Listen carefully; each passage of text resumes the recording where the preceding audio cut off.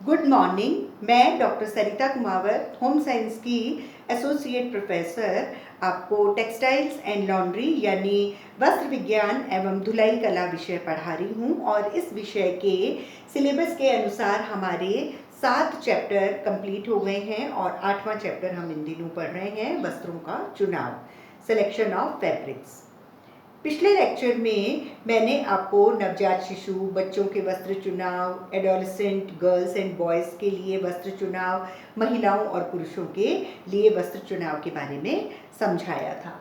आज का जो टॉपिक है वो है घरेलू वस्त्रों का चयन यानी selection of house hold linens. मतलब जो पहनने के वस्त्र होते हैं उनके अलावा जो घर में और भी कई सारे वस्त्र होते हैं, हम उनको हाउस होल्ड लिनन्स के अंतर्गत रखते हैं। चादर है, पर्दे हैं, टॉवल, नैपकिन, जो भी चीज़ें हैं, दरी, कालीन, ये सब घरेलू वस्त्र यानी हाउस होल्ड लिनन्स के अंतर्गत आते हैं। तो जब गृहिणी इनको चयन करती है इन कपड़ों का, तो सबसे पहले तो वो ये देखती है कि घर में किस किस उपयोग में आ रहे हैं, कौन से मौसम के लिए वो ले रही है, कौन सा प्रयोजन है, कौन सा उसके पास कितना बजट है, और जिस भी चीज़ के लिए ले रही है उसके अनुसार वो है। तो मतलब अगर टॉवल है तो उसमें एब्जॉर्बेंसी है या नहीं, पानी को सोखता है या नहीं, या फिर पर्दे हैं तो कौन सी तरह के, मतलब उसकी बुनावट अच्छी है या नहीं, तो उस अनुसार और अपने बजट को देखते हुए वो इन चीज़ों को खरीदती है। पहला वस्त्र हम देखते हैं बेडशीट यानी चादर। चादर का कार्य होता है कि पलंग को कवर करना, पलंग पे बिछाते हैं, और पलंग पे गद्दा होता है, तो वो गद्दा या तो पलंग पे हो या ज़मीन पे हो, मतलब गद्दे को कवर करने के लिए बेडशीट या चादर यूज़ में आती है, उपयोग में आती है।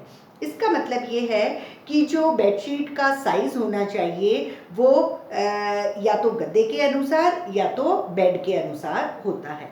तो अगर सिंगल बेड है यानी सिंगल गद्दा है तो सिंगल बेड के लिए 108 इंच बाय 36 इंच की चादर हमको लेनी चाहिए, या फिर 108 बाय 40 इंच की भी ले सकते हैं, ज़्यादा उसको दोनों तरफ लटकानी हो या फिर अंदर उसको डालनी हो तो। और डबल बेड के लिए 108 इंच बाय 72 इंच या फिर 90 इंच की भी चादर आती है, वो भी हम उसको ले सकते हैं। लेकिन डबल बेड के बाद में एक किंग साइज भी चादर आती है, बहुत बड़े डबल बेड के लिए, वो होती है 108 इंच बाय 122 इंच की किंग साइज चादर। तो ये तो चादर की साइज हुई या तो बेड के अनुसार या गद्दे के अनुसार। तो गद्दा खराब नहीं हो इसलिए चादर बिछाई जाती है। दूसरा, गद्दा सुंदर लगे, बेड सुंदर लगे, डबल बेड सुंदर लगे और कमरा भी सुंदर लगे, इसलिए चादर को बिछाया जाता है। चादर को साइज के अलावा हम खरीदते समय ये भी ध्यान रखेंगे कि रूम का क्या कलर है, रूम का क्या आकार है। अगर छोटा आकार है तो गहरे कलर की चादर नहीं होगी, हम हल्के कलर की लेंगे। बहुत बड़ा रूम का साइज़ है तो हम गहरे रंग की चादर भी ले सकते हैं। फिर एज के अनुसार, अगर बहुत बूढ़े हैं तो उसके अनुसार हम चादर का रंग और कपड़ा लेंगे, और अगर बहुत यंग बच्चे हैं, बहुत न्यूली वेड कपल है तो उनके अनुसार लेंगे। और अगर बच्चे ऐसे हैं कि बहुत खेलते हैं, बहुत धूम मचाते हैं, उसमें खाना भी खाते हैं, धूल मिट्टी खाना रंग कलर सब डाल देते हैं, तो ऐसी चादर होनी चाहिए जो थोड़ा डार्क कलर हो, जो बहुत ज़्यादा धुल सके, मजबूत हो, सघन बुनावट हो, वो खराब नहीं हो। दूसरा, चादर ऐसी होनी चाहिए कि उसमें सलवट ना पड़े, क्योंकि अगर चादर बिछाने के बाद सो गए या बैठ गए और फिर उठे और अगर सलवट आ जाती है तो वो सुंदर भी नहीं लगती और गंदी भी जल्दी होती है। हमेशा चादर की बनावट सघन होनी चाहिए, थोड़ी सी हार्ड, अच्छी, जिससे कि क्योंकि हम जब सो रहे हैं तो वो बार बार में घिसेगी उस जगह से, तो वो जल्दी फटेगी, इसलिए सघन बुनावट की। और कपड़ा बहुत ही अच्छा कोमल होना चाहिए और सूती वस्त्र, क्योंकि पूरी बॉडी चादर पे टच होती है, पसीना आता है तो टच होती है, तो अगर थोड़ा भी सिंथेटिक या फिर कोई डिज़ाइन होगा तो वो इचिंग होगी और खुजली होगी, बॉडी में रैशेज आ सकते हैं। इसलिए चादर की बनावट जो है बहुत अच्छी सघन होनी चाहिए और कोमल भी होनी चाहिए।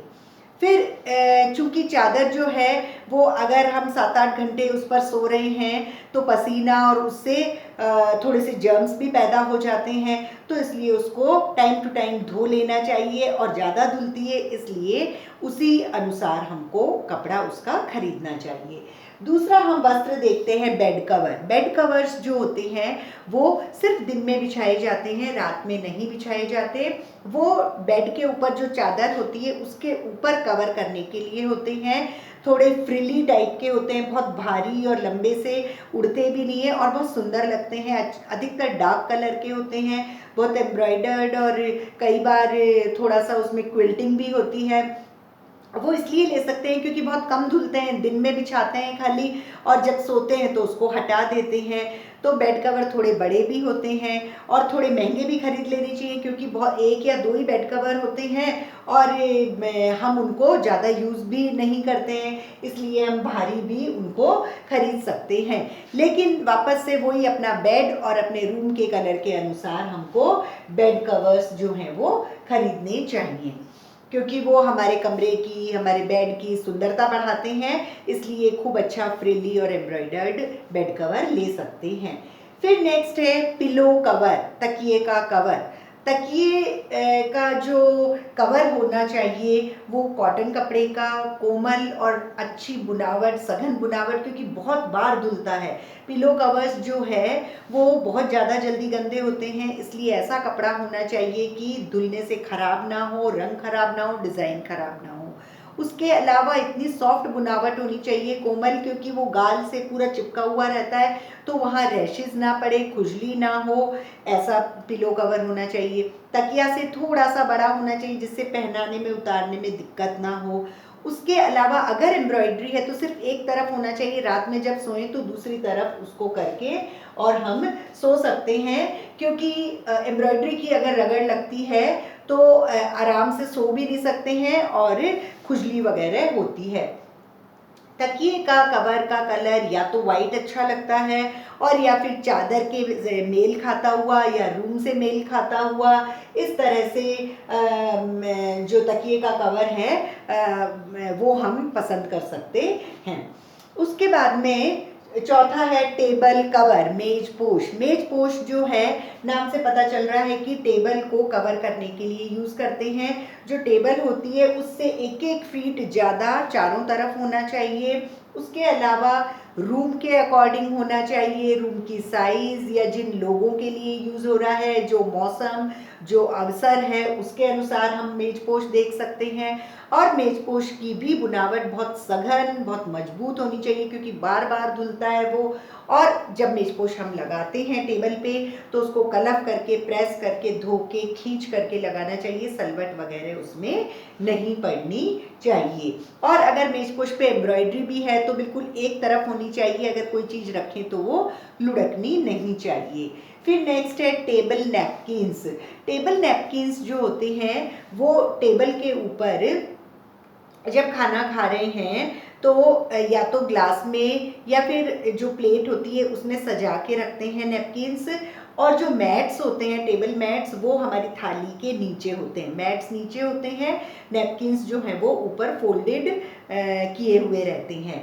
और मैट्स का काम है कि जो हमारी थाली, कटोरी, उसके नीचे जो गंदगी है उसको सहन करना, कि भाई उसी को साफ करनी रहेगी। और जो नैपकिन्स का काम है, पहले तो वो फोल्डेड है, फिर जब हम खाना खाते हैं तो उनको हटा के गोदी में बिछा लेते हैं, तो जब खाने के समय कुछ गिर जाता है तो कपड़े खराब नहीं होते। दूसरी बात, जब हम उठते हैं और अगर हमको हाथ धोने नहीं जाना है, क्योंकि ये वेस्टर्न कल्चर है, अपने हाथ तो धोते ही हैं, लेकिन अगर नहीं धोना है तो उससे पोंछ के और उठ सकते हैं। और टेबल नैपकिन्स जो होते हैं वो कॉटन और रेयॉन कपड़े के होने चाहिए, जिससे कि वो नमी सोख सके और हाथ अच्छे से हम उससे पहुंच सके।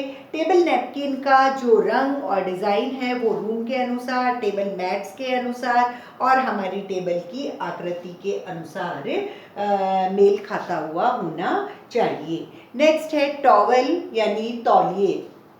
तौलिए जो होते हैं, एक तो प्लेन बास्केट वीव के होते हैं जो जिसमें रोए नहीं होते हैं, एक में रोए लगे हुए होते हैं। तो रोए जो होते हैं कुछ में कट वाले रोए होते हैं, कुछ में पूरा लूप होता है, और कुछ में लूप बहुत दूर दूर होते हैं। जो दूर दूर वाले लूप वाले होते हैं वो हाथ पैर पोंछने के या बर्तन पोंछने के काम में लिए जाते हैं। जो बहुत सघन बुनाई के होते हैं वो शरीर पोंछने के लिए और उसके काम में, मतलब शरीर पोंछने के लिए काम में लिए जाते हैं। और उसके अलावा कुछ लोग जो हैं वो टेबल और चेयर पे पीछे की साइड, जिससे कि उनको थोड़ा कंफर्टेबल लगे, तो वहाँ भी बिछाते हैं।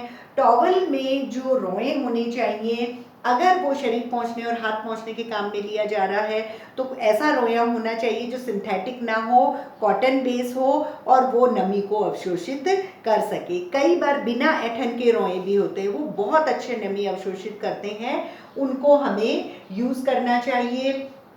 उसके अलावा जो लूप बनता है, लूप वाला रोए वाला, अगर ट्विल वीव के बाद में लूप बनाते हैं तो उसका रोया नहीं खिंचता। लेकिन अगर सादी बुनाई या बास्केट वीव करके फिर लूप उठाते हैं तो उसकी जो लूप है वो इजीली खिंच जाती है। और फिर टॉवल जो है वो उसके अनुसार हम खरीद सकते हैं, किसका क्या एज ग्रुप है, बच्चों के लिए है, बड़ों के लिए है, जेंट्स के लिए है या लेडीज़ के लिए है या बूढ़े व्यक्ति के लिए है, तो वैसा हम रंग, डिज़ाइन और साइज़ वगैरह पसंद कर सकते हैं। नेक्स्ट है पर्दे या कर्टेन। कर्टेन्स जो होते हैं वो रूम और आजकल रूम के बाहर वरांडे वगैरह में भी लगाए जाते हैं, बाथरूम्स में भी लगाए जाते हैं। बाथरूम में एक्रिलिक के या पॉलिएस्टर के होते हैं, वरांडे वगैरह में भी थोड़े सिंथेटिक टाइप के होते हैं। और रूम में जो पर्दे होते हैं एक्चुअल में वो इसलिए होते हैं कि एक तो सुंदरता बढ़ सके, एक प्राइवेसी बढ़ सके, कि अगर पर्दा लगा हुआ है तो प्राइवेसी बढ़ती है। फिर जो पर्दे होते हैं वो उसके ऊपर डिपेंड करते हैं कि किस एज ग्रुप के रूम के लिए है, एडोलेसेंट के लिए है, न्यूलीवेड के लिए है, बूढ़ों के लिए है या कपल के लिए, और वैसा रंग और डिज़ाइन हम यूज़ कर सकते हैं। फिर हम स्पेस के अनुसार कि अगर ड्राइंग रूम है तो हम जालीदार, बहुत चुन्नट वाले और फ्रिल वाले डिज़ाइन हम पसंद कर सकते हैं। फिर अगर बेडरूम है तो उसमें दोहरे पर्दे होंगे, दिन में आप नेट वाले पर्दे लगा सकते हो, प्लीट्स वाले, और रात में डार्क पर्दे, तो दोहरे पर्दे यूज़ कर सकते हैं। तो पर्दों का रंग, डिज़ाइन वगैरह मौसम और इन सब के ऊपर निर्भर करता है। और पर्दे हमें धूप से बचाते हैं, मतलब धूप अगर आ रही है और अगर दिन में कोई सोना चाहता है तो धूप नहीं आती है, धूल मिट्टी से बचाते हैं और प्राइवेसी रखते हैं, इसलिए पर्दों का यूज़ होता है। नेक्स्ट है दरी या कारपेट, यानी दरी या कालीन। दरी या कालीन को आंगन में बिछाया जाता है, और ये उसके ऊपर डिपेंड करता है कौन से रूम में हम यूज़ कर रहे हैं, कौन सी जगह पे यूज़ कर रहे हैं, उसके ऊपर कालीन या दरी का साइज़, रंग, डिज़ाइन पसंद, मतलब उसके अनुसार हम पसंद करते हैं। जैसे अगर हमको गर्मी में यूज़ करनी है दरी तो हम कॉटन की दरी लेंगे और हल्के डिज़ाइन होंगे। अगर सर्दी में हमको दरी कारपेट यूज़ करना है तो नमदे वाला, गरम वाला, जो ऊनी जिसमें रेशे होते हैं वो हम यूज़ करेंगे, या फिर पाइल वीव, बड़ी बड़ी वीव होगी वो भी हम यूज़ कर सकते हैं, सर्दी में हमको अच्छा लगता है। फिर अगर बच्चों के कमरे में है तो वॉशेबल वाले कालीन आजकल आते हैं, क्योंकि जल्दी गंदे होते हैं, तो वो हम यूज़ कर सकते हैं। फिर जो ये कालीन दरी होती है वो पूजा पाठ की दरी अलग होती है। फिर बेडरूम में बेड के पास में आजकल रनर टाइप की कालीन होती है। कुछ लोग ड्राइंग रूम में बहुत बड़ा वाला कालीन बिछाते हैं, लेकिन कुछ लोग नहीं यूज़ करते, सिर्फ उनको थोड़ा सा ही शो के लिए लगाना होता है, तो वो टेबल के नीचे नीचे कारपेट लगा देते हैं, तो वो इफ़ेक्टिवनेस आ जाती है, इम्फेसिस हो जाता है। फिर अगर ऑफिसेज वगैरह में यूज़ होते हैं तो वो वॉल टू वॉल कारपेट होता है, तो कारपेट भी हो सकता है थोड़ा पाइल वाला, और दरी भी, कॉटन की दरी भी, खादी की दरी भी यूज़ हो सकती है। और मौसम के अनुसार हमको दरी और कालीन यूज़ करने चाहिए। नेक्स्ट है कंबल या ब्लैंकेट। कंबल और ब्लैंकेट सर्दी में यूज़ होते हैं। ये 100% वूल के बने होते हैं। हालांकि आजकल इसमें थोड़ा कृत्रिम रेशा भी डाल के और मिंक और इस तरह से करके, जिससे बहुत वॉशेबल होते हैं और अफोर्डेबल भी हो जाते हैं और लाइट वेट भी हो जाते हैं और थोड़े सॉफ्ट भी हो जाते हैं। तो कई तरह के कंबल बनाए जाते हैं। फिर कंबल में जैसे आजकल चारों तरफ मंजी लगाते हैं, तो कपड़े की, साटन की वैसी मंजी भी बन जाती है। बच्चों के लिए जो कंबल होते हैं वो बहुत कलरफुल और बहुत कार्टून डिज़ाइंस के और बहुत ही चटक कलर के भी बनते हैं। फिर कंबल में एक सादी बुनाई के होते हैं, हल्की सी वीव होता है, उस पर रोए उठे होते हैं जैसे फलालेन होता है। और कई कंबल जो होते हैं उनमें अच्छा रोया आया हुआ होता है, अच्छी पाइल वीव होती है ऊपर से कटिंग की हुई। वो गर्मी भी अच्छी देते हैं, मतलब सर्दी में हम जब यूज़ करते हैं इसको तो गर्माहट भी अच्छी बनी रहती है। तो रोएदार कंबल भी बहुत ज़्यादा यूज़ होते हैं। लास्ट है अपहोल्स्ट्री। अपहोल्स्ट्री जो होते हैं वो ऐसे तरह के वस्त्र होते हैं जो फर्नीचर को ढकने के काम में आते हैं। फर्नीचर को ढकने का मतलब ये है कि जैसे कुर्सी है, टेबल है, सोफ़ा है, उसके ऊपर रनर बिछाना, उसके पीछे सोफ़ा बैक बनाना, या फिर कुर्सी पे और टेबल पे हत्थे पे या फिर बैक में, जिससे कि जहाँ ज़्यादा गंदा हो उसको कवर करने के लिए जो कपड़ा होता है वो अपहोल्स्ट्री होता है। अपहोल्स्ट्री का कपड़ा थोड़ा मजबूत होना चाहिए क्योंकि बार बार धुलता है, और ऐसा होना चाहिए जो हिले नहीं, मतलब बैठ के और उठे और हट गया, ऐसा नहीं, चिपकने वाला सघन बुनाई का और सलवट विरोधी जो है कपड़ा होना चाहिए।